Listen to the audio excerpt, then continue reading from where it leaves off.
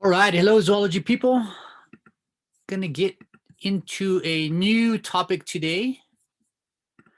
So today we begin with the group we call the annelids, Annelida. So it's a group of worms, again, not in the correct phylogenetic sequence, but I want to keep our group of worms all sort of in one uh, sort of chapter, if you will, in one segment of the course. So we have looked at the flatworms, Platyhelminthes. We've looked at the roundworms, the nematodes. Now we have a third category, a very different category of worms that we call the Annelida. Annelida comes from the root word anillo. And if you speak Spanish, anillo refers to a ring. So these are termed as the segmented worms, not ringworm, right? Ringworm is a type of fungus, right? We're not going to use that term. Segmented worms, because if you notice closely on the bodies of these worms, they have like little grooves. We call these little annuli, little rings that are kind of connected together. So little ring segments, ring segments, ring segments throughout the whole length of the body. So the segmented worms, the annelids.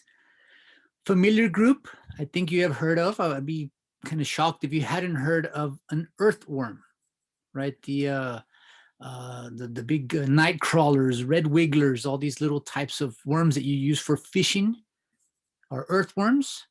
And there's aquatic forms of those as well, but these are what we call the earthworm group.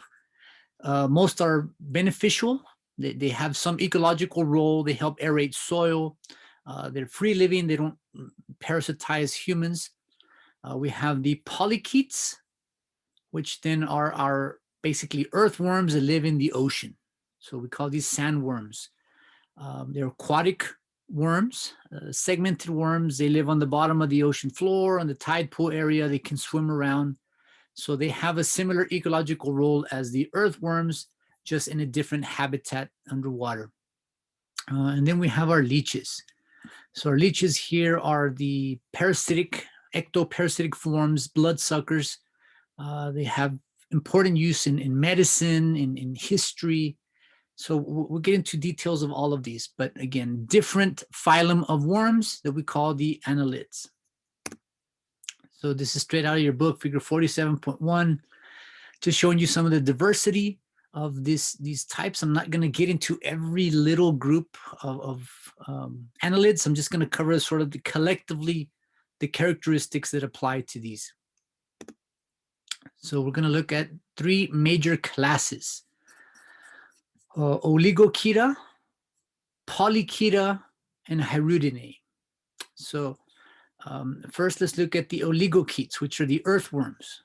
So these earthworms, there's our little body segments.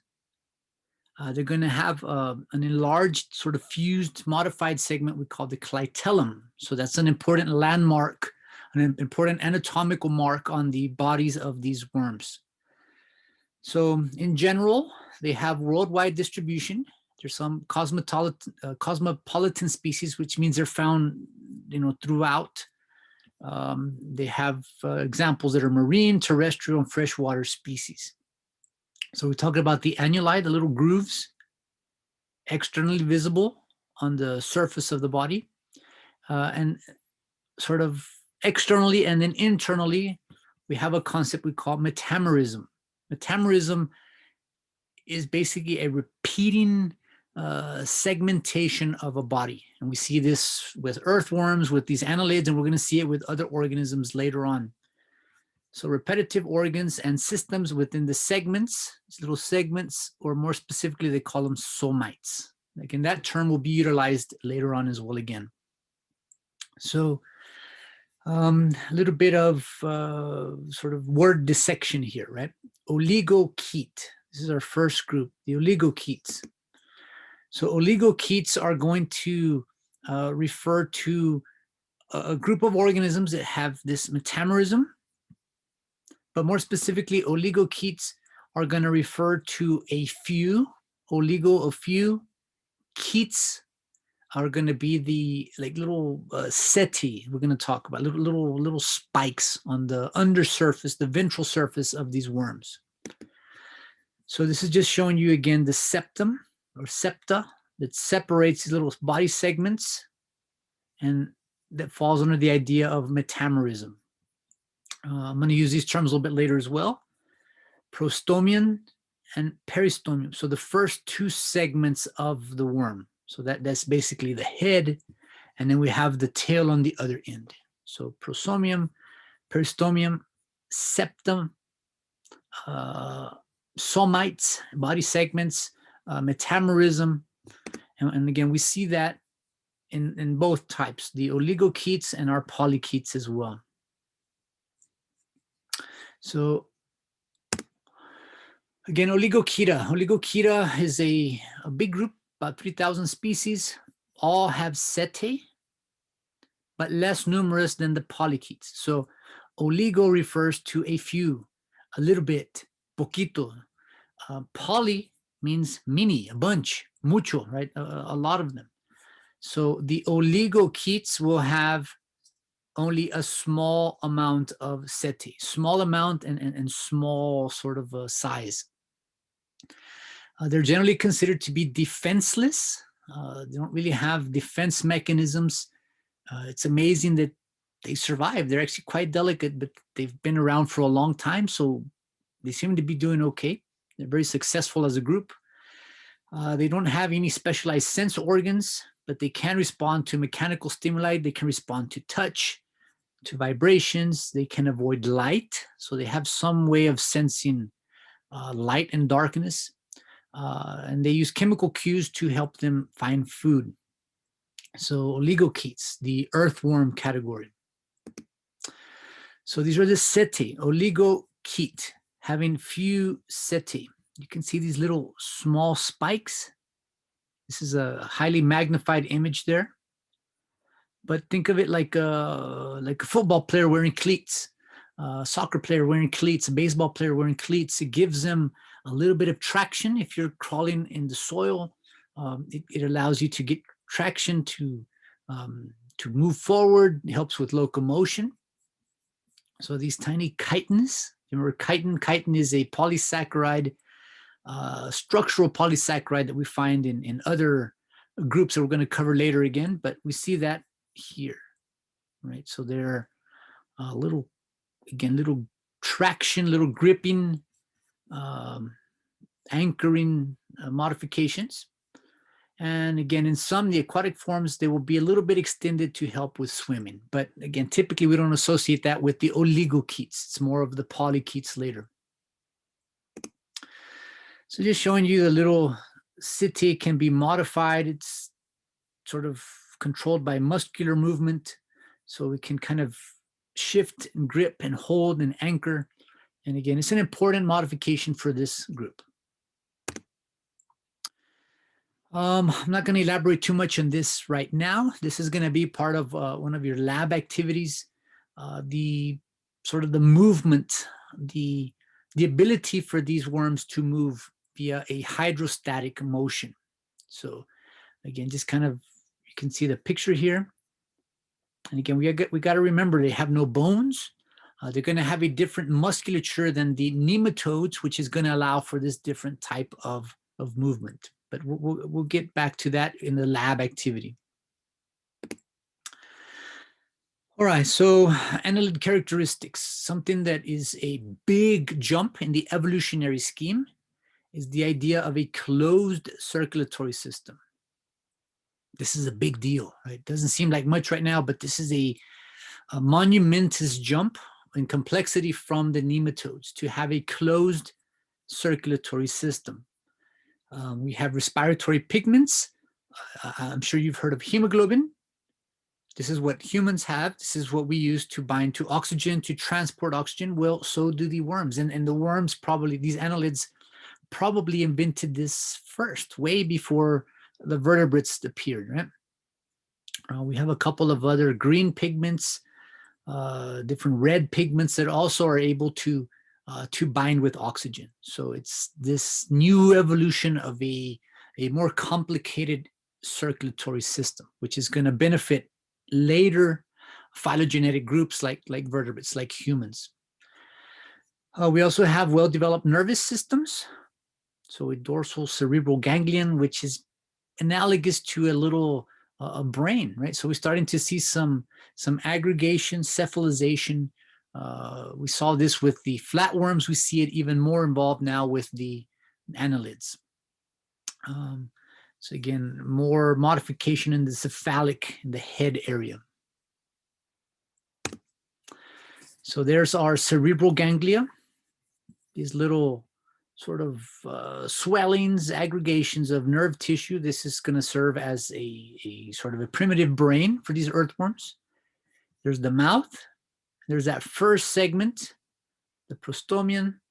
And again, we just see sort of that ventral nerve cord, which is different. More evolved vertebrates are going to have the nerve cord not on the belly, but we have it on the back. So again, this is still a primitive sort of aspect to have the nerve cord on the ventral surface there.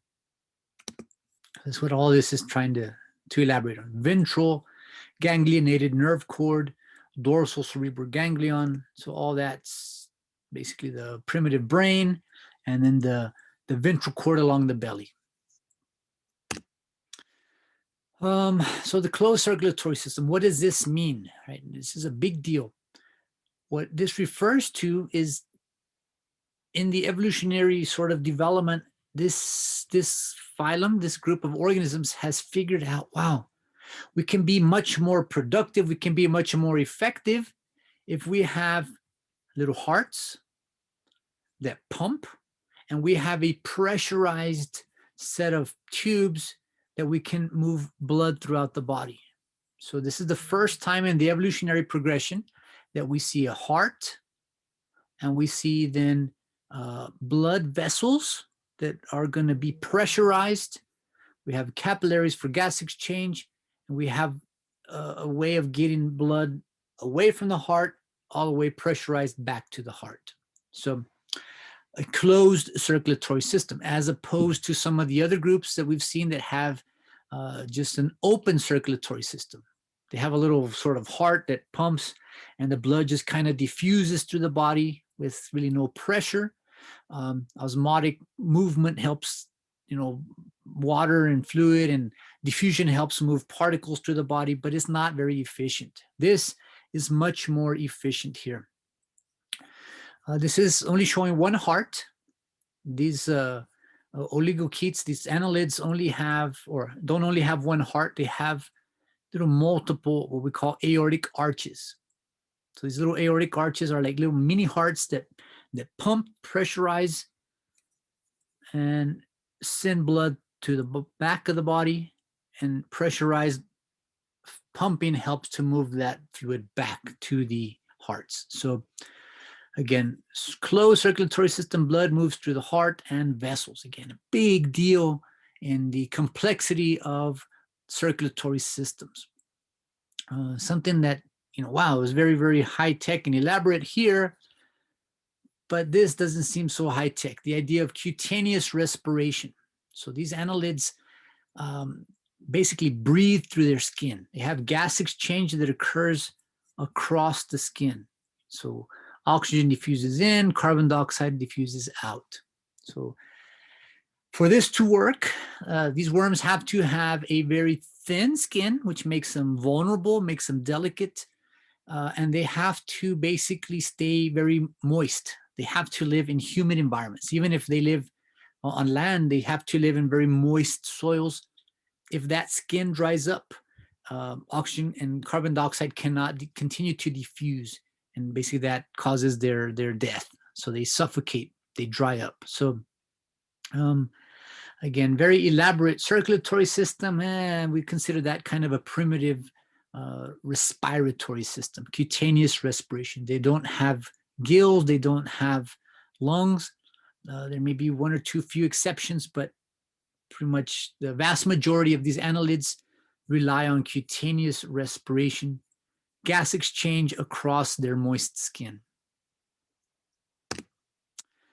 So trying to piece everything together, again, we have our our mouth. And how do we know which side is the mouth and which side is the tail? We look for that clitellum.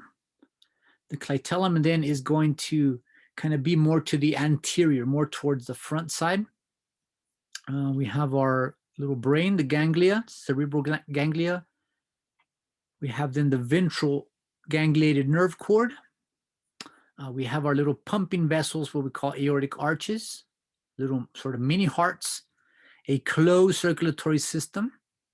We're going to look at some of the primitive, basically excretory organs right now.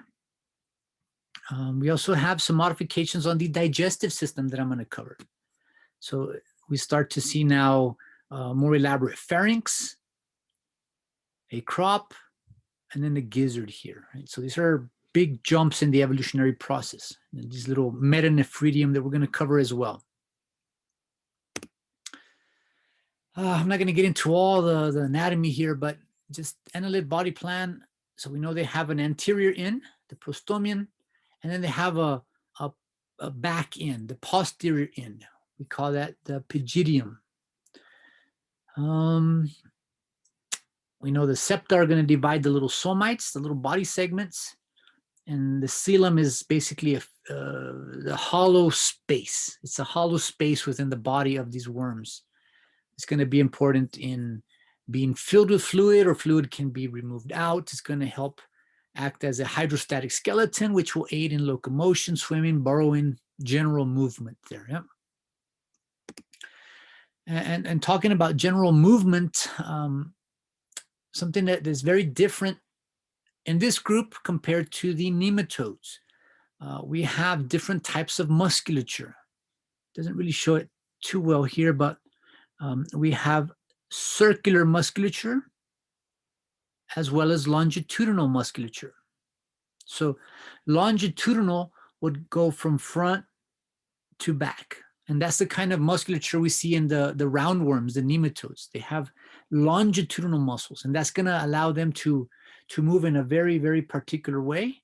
But this type of musculature, circular musculature, so their muscles are going around each somite. So this is going to allow for a much more different type of movement. It allows for much more coordinated movement, much more effective movement, not as chaotic movement as the nematodes. So that's a big deal, right? So more musculature, more coordination, different, in the realm of physics, different angles that we can generate force and you know, torque and all that sort of biomechanical type of movement. But this is the idea of the earthworm anatomy.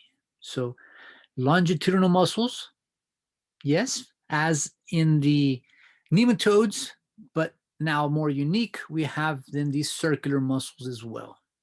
So muscles that are going sort of circular to the somites there. Okay, so I'm going to stop that one right there before it gets too much bigger, and I'll have a second Annelid video that deals with nutrition. Right? So let me stop that here.